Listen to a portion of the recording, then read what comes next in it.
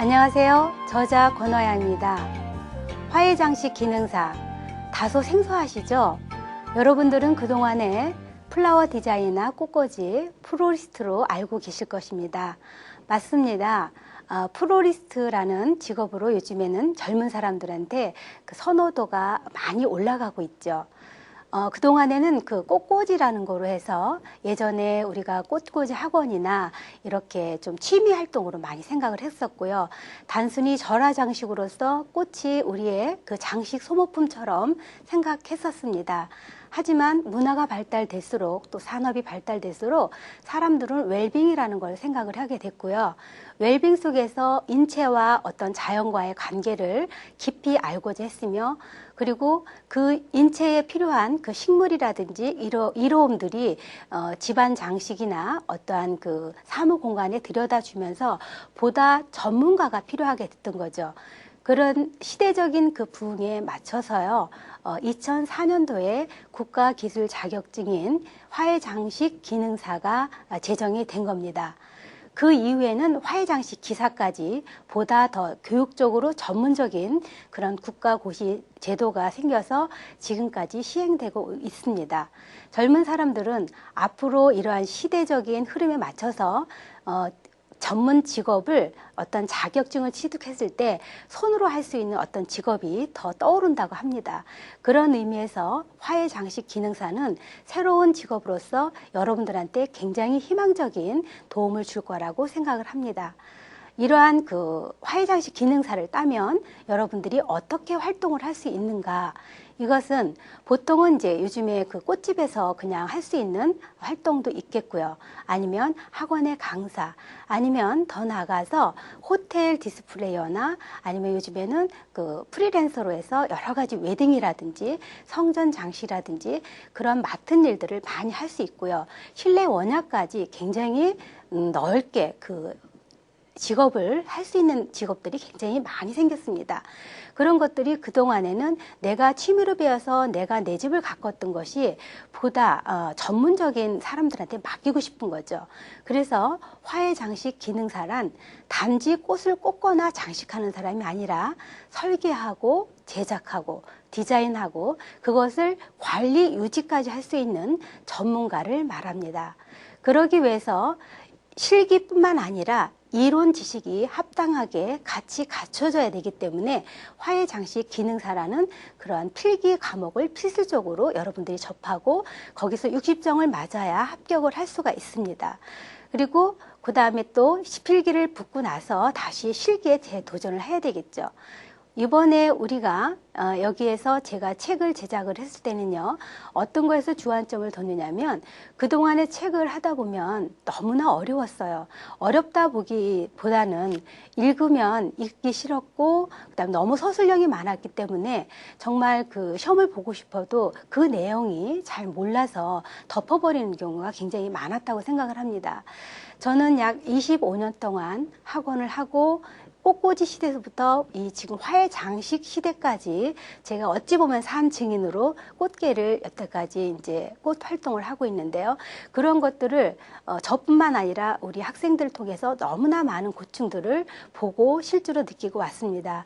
그래서 이번 그 책의 특성은 보다 알기 쉽고 꽃의 내용들을 여러분들한테 쉽게 접할 수 있고 누구라도 초보자가 이 책을 접하면 이것을 쉽게 보고 이해하고 한 번에 합격할 수 있는 주안점을 공략을 해서 책을 저술하였습니다.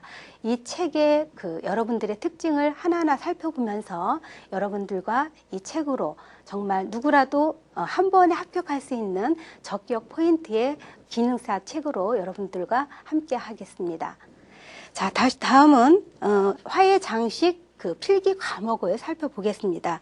우선은 화훼장식 재료가 있습니다. 이것이 20문항이 나오겠고요. 그 다음에 화훼장식 유지 및 관리론이 있는데 이것도 20문항이 나옵니다.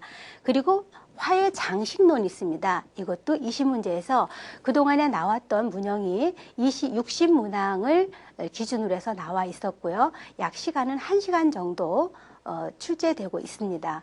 그래서 여러분들이 여기에서 60점을 맞아야 돼요. 대략 한 40문제 정도는 맞아줘야 합격선이 되겠습니다. 자, 그러면 오늘 배우실 그 문안을 한번 살펴보기로 하겠습니다. 자, 오늘의 그 포인트는요, 화해 장식의 정의와 화해 원예의 형태, 그리고 화해 이용 형태까지 알아보는 시간으로 오늘을 화해 재료 및 화해 장식의 정의 및 이용 형태를 정리해 드리겠습니다. 예, 그러면 교재를 보고 같이 수업에 들어갈까요?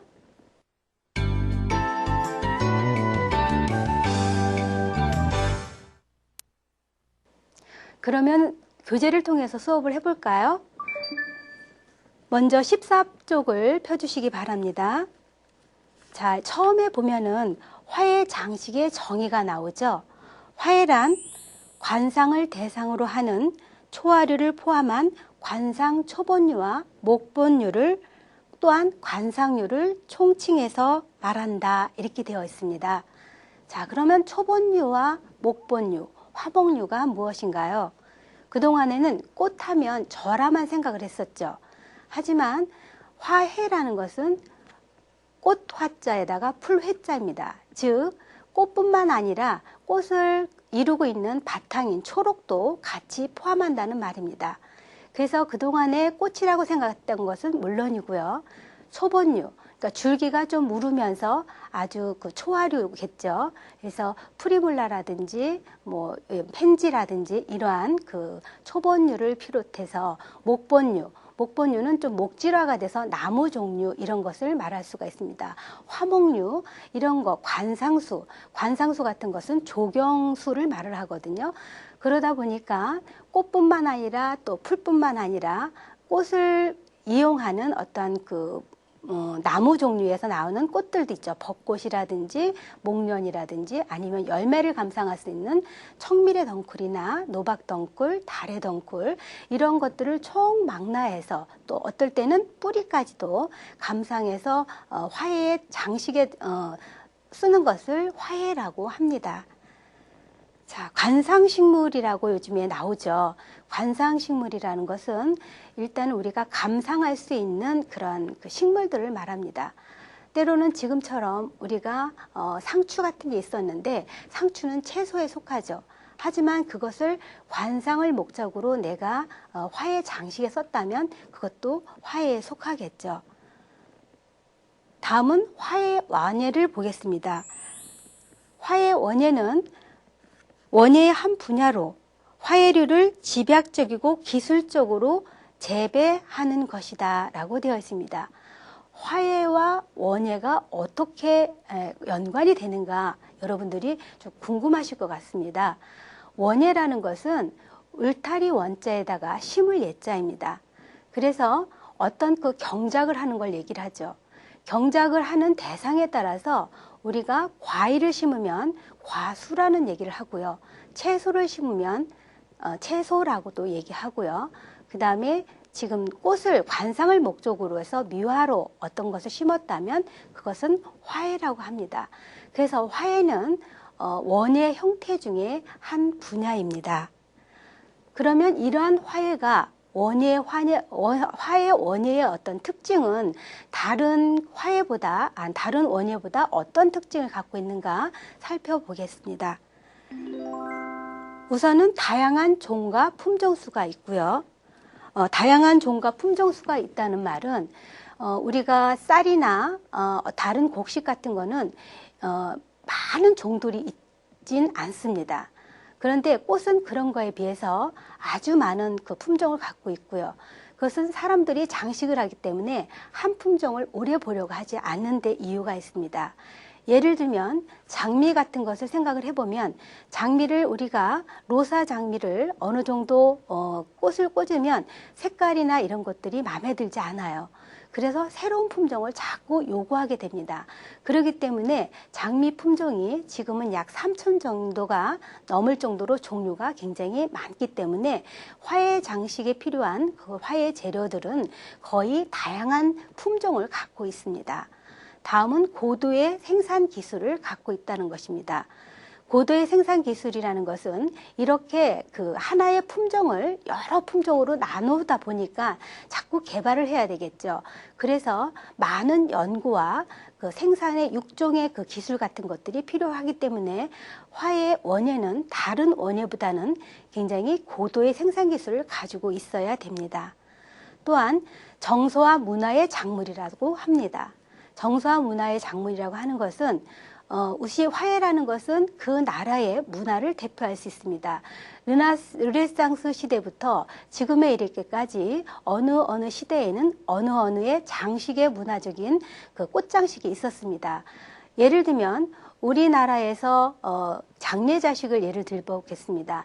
장례에는 우리나라에서는 흰 국화나 노란 국화를 많이 쓰고 있습니다. 하지만 다른 나라에서, 즉 미국 같은 나라에서는 국화나 이런 것을 사용하지 않고 굉장히 화려한 꽃들을 선호해서 사용하고 있습니다. 그렇기 때문에 화의 장식은 다른 어느 것보다도 많은 그 문화의 그 작물이라고 볼 수가 있겠습니다. 그리고 연중 집약 시설을 갖추고 있습니다. 그것은 다른 식물보다 꽃이라는 것은 한 계절에 많은 그러한 다량의 품종을 재배를 하고 집약적으로 채취를 해야 되기 때문에 연중 집약 시설이 잘 되어 있어야 됩니다. 그리고 국제성이 높은 작물이기도 합니다. 국제성이 높다는 것은 어느 나라나 세계적으로 그 기여도가 거의 같다는 말입니다. 예를 들면 장미나 나리 같은 것은 우리나라에서도 선호를 하지만 다른 나라에서도 장식을 하는데 선호를 하는 어떤 화의 작물이 되겠습니다. 그래서 다른 재료보다는 쌀이나 이런 것들은 우리나라에서는 쌀 농사를 좋아하기 때문에 쌀이 1순위로 본다면 미국에서는 쌀보다는 밀이 우선이겠죠. 그런 거에 비해서 국제성이 높다는 말은 화에는 어느 나라나 거의 기여도가 같다는 얘기입니다. 그래서 화의 원예는 다른 원예에 비해서 이러한 특징을 가지고 있습니다. 다음은 화의 원예의 형태를 한번 화면을 통해서 알아보겠습니다. 우선은 이렇게 생산화해가 있습니다. 생산화해라는 것은 영리를 목적으로 절화, 분식물, 종묘, 구군, 분재, 화단묘 등을 재배해 생산하는 것을 말하는데요. 우리가 그 생산 화해 단지가 있습니다. 화해 단지에서 비닐하우스나 이런 데서 대량으로 우리가 꽃장식에 필요한 그 재료들을 생산해내는 것을 생산화해라고 합니다. 다음은 전시화해가 되겠습니다. 전시화해란 교육 및 환경 조성의 목적으로 식물원, 공원, 가로주변, 광장 등에 식재하는 것을 말합니다. 즉, 교육의 목적이 있다는 것이죠. 다음은 취미화해가 되겠습니다. 여러분들 집에서 한두 점 정도는 모두 그 식물들을 키워봤을 것입니다.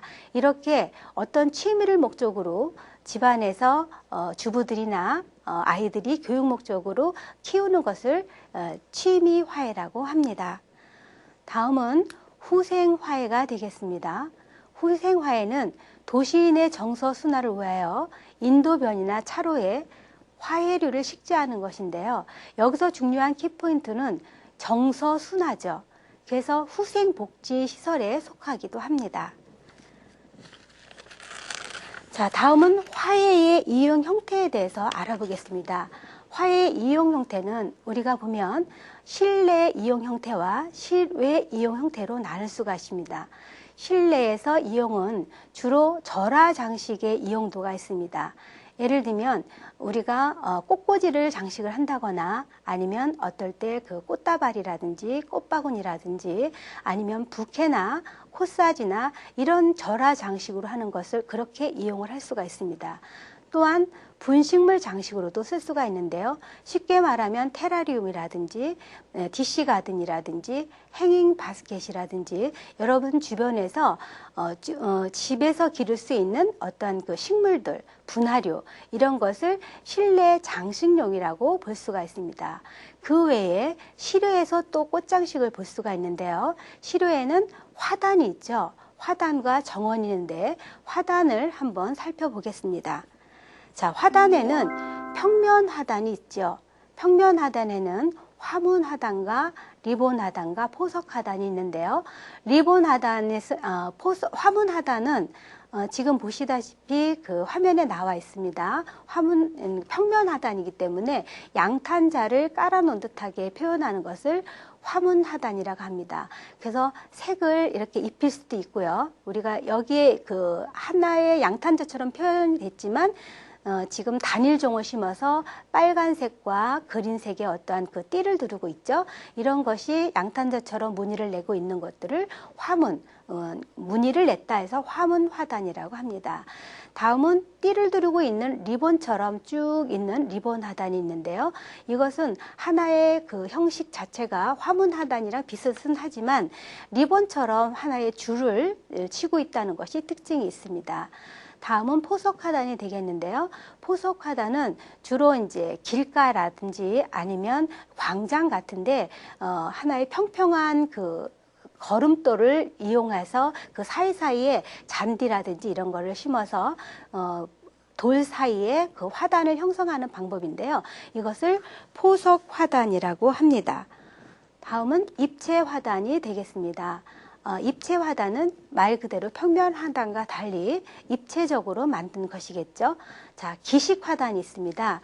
기식 화단은 어느 면에서 관찰할 수 있도록 중앙에 높게 그 표현한, 높게 그 장식한 그런 기식 화단입니다. 서서 있다고 해서 기식 화단이라고 불립니다. 다음은 경제 화단인데요. 경제 화단은 인도와 차도, 집과 도로 등의 경계를 목적으로 하는 것입니다. 경계를 목적으로 해서 여러분들 그 화단 같은 데 보면 도로변에 쭉 경계를 따라서 보도블록을 따라서 경제 화단이 되어 있는 것을 볼 수가 있겠습니다. 다음은 노단 화단이 되겠습니다. 노단은 저는 노단을 보면 그 세종문화회관의 노단 화단이 먼저 생각이 나는데요. 이렇게 그 어떠한 그 박스에다가 계단을 이용해서 화초를 심어 놓는 것을 노단 화단이라고 합니다. 다음은 석벽 화단이 되겠습니다. 석벽 화단은 지금 그림에서 보시는 바와 같이 그 돌과 돌 사이에 꽃을 심어서 아름답게 같이 감상할 수 있는 화단을 말합니다. 자, 다음은 특수 화단을 보겠습니다. 그 외에 특수 화단에서는 암석 화단이 있고요. 수제 화단이 있고 야생초 화단이 있는데 암석 화단 같은 것은 돌과 돌 사이에 화단을 만들어 놓는 것을 말하고요.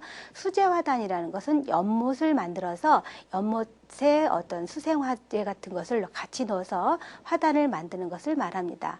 야생초 화단이라는 것은 우리가 좋아하는 바이올렛이라든지 프리볼라라든지 이런 것들을 같이 심어서 야생초 화단으로 만들어서 볼 수 있는 것을 말을 합니다.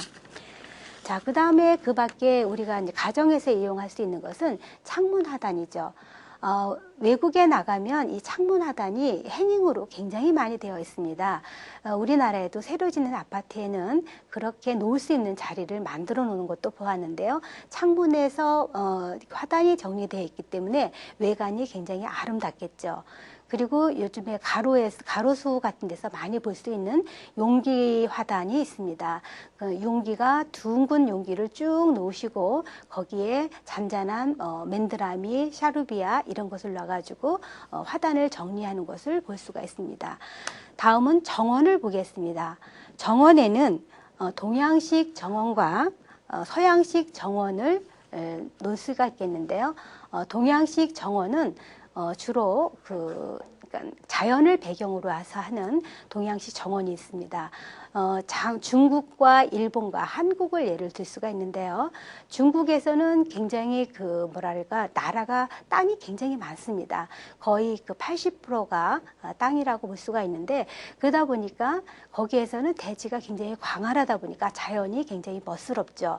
그래서 거기 산성 같은 테두리를 쳐서 자연을 배경으로 해서 그대로 정원으로 치는 경우가 있습니다. 그것을 자연 조경이라고 합니다. 그 다음에 일본 일본식에서는 축경식 정원이라고 하는데요. 축경식 정원이라는 것은 그 나라의 그 산지라든지 이런 것 때문에 축경이 된다고 생각을 합니다. 우리가 어떤 그 사물을 축적해서 보는 것처럼 경치도 축적해서 작게 경치를 관람할 수 있게 만들어 놓은 것이 축경식 정원인데요.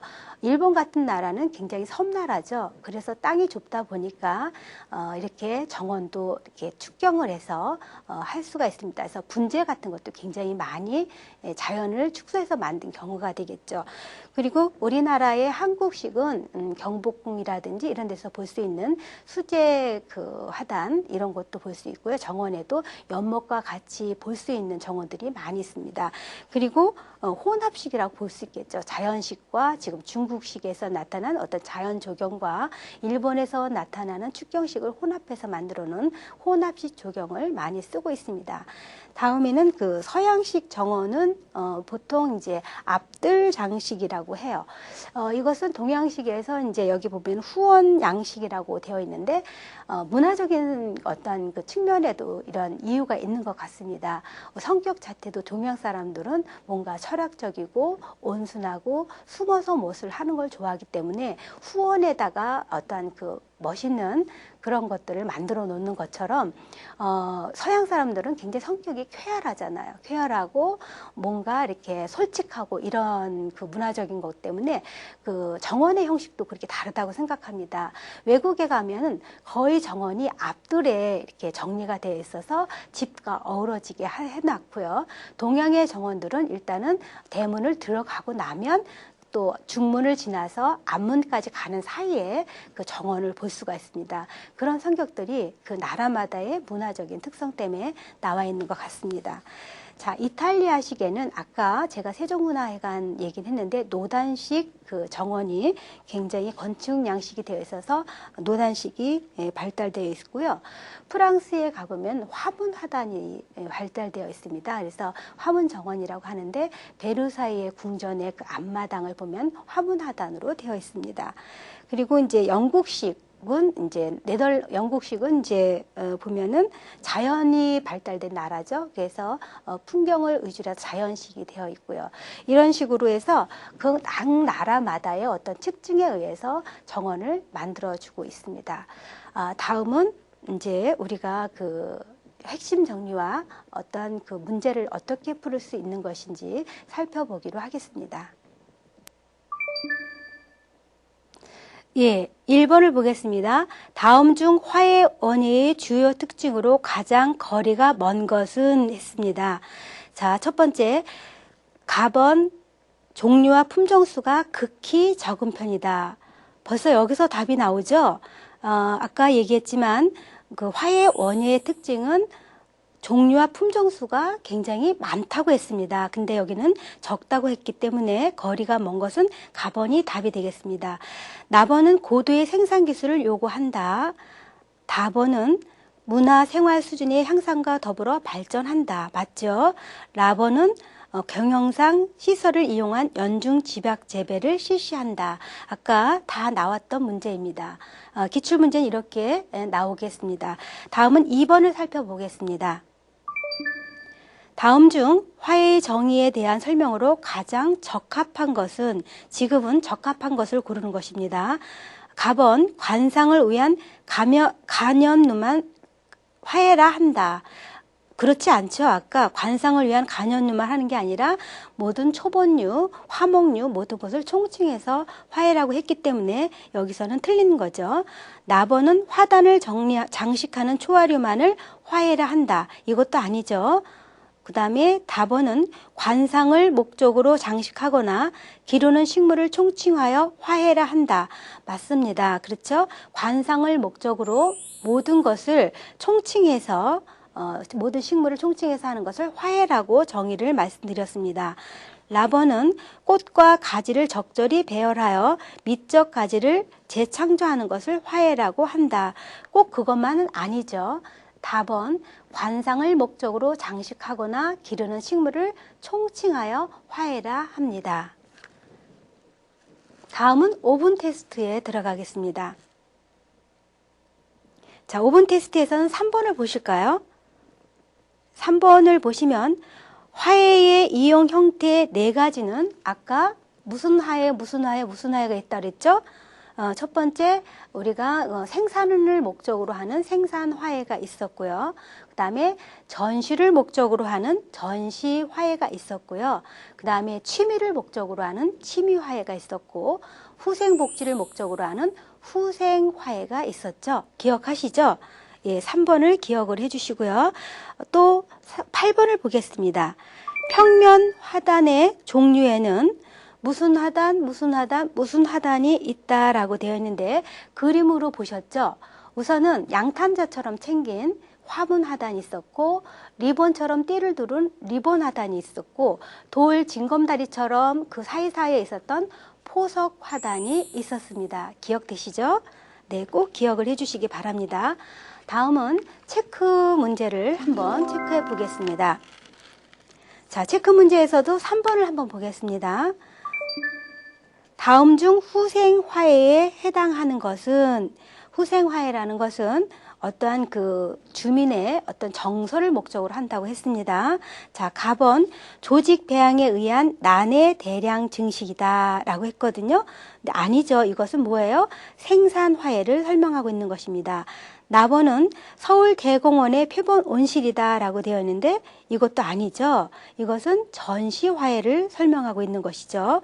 다 주방 유리컵에 놓아둔 양파 싹이다. 이것은 누가 보더라도 취미화해가 되겠죠. 그러면 라번 서울 역사에 배치된 식물 화분과 화단, 이것이 바로 후생화해에 해당하는 것이겠죠. 답은 라번이겠습니다. 다음은 08번을 보겠습니다. 테라리움에 대하여 잘못 설명한 것은 이라고 되어 있습니다. 가번 라틴어의 테라와 테라라는 것은 흙을 뜻하죠. 아리움, 유리 용기 합성어이다. 맞습니다. 그렇죠? 나번은 초반에는 완전 밀폐형으로 실험용으로 사용하였으나 현재는 개방형과 밀폐형 등으로 나뉘어 분식물 장식에 이용하고 있다. 이것도 맞는 거죠. 답은 밀폐된 용기에 식물과 함께 귀뚜라미, 개구리, 도마뱀을 넣어서 동적인 요소를 가미하기도 한다라고 했는데요. 이것이 답이죠. 아, 이것은 이제 잘못된 거죠. 그래서 이것은 비바리움에 대한 설명입니다. 라번 생육 습성이 비슷하며 생육이 느린 천근선 식물을 주로 식재한다. 라번도 테라리움에 대한 대답이 맞습니다. 그래서 여기서 틀린 답은 답은 비바리움에 대한 설명이겠죠. 그것이 테라리움과 비바리움과 틀린 점은 동물을 같이 집어넣어서 감상할 수 있다는 것입니다. 다음은 15번을 보겠습니다.